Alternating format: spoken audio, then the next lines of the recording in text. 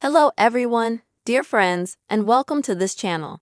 In this video, I will tell you and also show you how to set up AirDrop on your iPhone on iOS 18. Please don't forget, dear friends, to put your like. Be sure to write comments and also subscribe to our channel. And let us, dear friends, we are going to get down to our topic. First of all, you will need to be able to enable AirDrop on your iPhone. Swipe from the right side, top to bottom, to open the curtain. Next, click on this square and under AirDrop, tap on this icon to enable it.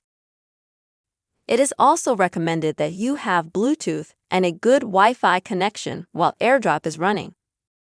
After that, dear friends, you just need to on your other device like another iPhone or MacBook, or it can be a tablet and so on.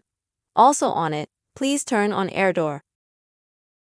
After that, you just need to connect this device. Once your device is connected, you can easily, for example, go to the gallery, select the file you want, click Send, and press AirDrop.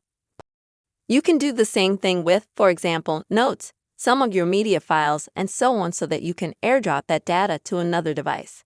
This is the quick way you can set up AirDrop on your iPhone, friends. I really hope you found the video helpful.